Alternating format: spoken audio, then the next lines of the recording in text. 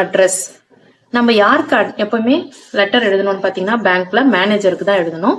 அதனால the bank manager, bank or institute name. இந்த இடத்துல பேங்கோட நேம் எழுதிக்கோங்க. ஃபார் எக்ஸாம்பிள் இந்தியன் பேங்க்னா இந்தியன் பேங்க், ஸ்டேட் பேங்க்னா ஸ்டேட் பேங்க், ஐஓபினா ஐஓபி, அது மாதிரி இந்தியன் பேங்க் அது மாதிரி எழுதிக்கணும். உங்களை பேங்கோட நேம் எழுதிக்கணும். அடுத்தது பிரான்ச்சோட அட்ரஸ், அந்த பேங்க் எந்த இடத்துல இருக்கு. ஃபார் எக்ஸாம்பிள் இப்போ வந்து சென்னையில இருக்கா சென்னை அட்ரஸ் எழுதணும், இல்ல கரூர்ல இருக்கா கரூர் அட்ரஸ் எழுதணும். அது மாதிரி எந்த இடத்துல இருக்கோ அந்த உங்க பேங்க் அக்கௌண்ட் எந்த இடத்துல, பேங்கோட அட்ரஸ் எங்கேயோ அதை நீங்க ரைட் பண்ணணும். ஓகேங்களா? அதாவது நீங்க இப்ப மாத்த போற இடத்துக்கான அட்ரஸ் கிடையாது, பழைய அட்ரஸ். ஓகேங்களா? அதாவது இப்போ வரைக்கும் உங்க அக்கௌண்ட் எந்த பேங்க்ல இருக்குதோ எந்த அட்ரஸ்ல இருக்குதோ அந்த அட்ரஸ் எழுதுங்க. ஃபார் எக்ஸாம்பிள் நீங்க இப்ப சென்னையில அக்கௌண்ட் வச்சிருக்கீங்க, நீங்க வந்து கரூருக்கு சேஞ்ச் பண்ண போறீங்க அப்படின்னா சென்னையோட அட்ரஸ் தான் இங்க நீங்க ரைட் பண்ணணும். ஓகேங்களா?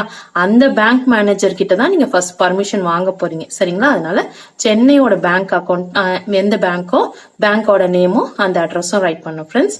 அடுத்தது டேட் போட்டுக்கோங்க. இந்த இடத்துல டிடின்னு போட்டிருக்க இடத்துல நீங்க டேட் எந்த தேதியோ அந்த தேதி போட்டுக்கணும், எந்த மாசமோ அந்த மாசம் போட்டுக்கோங்க, எந்த வருஷமோ அந்த வருஷம் போட்டுக்கோங்க. ஃபார் எக்ஸாம்பிள் 20/1/2025 20ஆம் தேதி 1ஆம் மாசம் 2025 அது மாதிரி போட்டுக்கணும். ஓகேங்களா?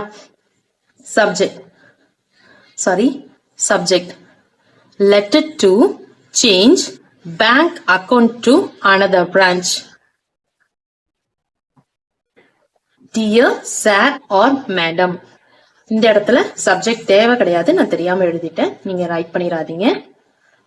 I am addressing this letter to you as I would like to request you to change my pension bank account to a different branch, and I don't know how to proceed with this. At the moment, my pension bank account is linked with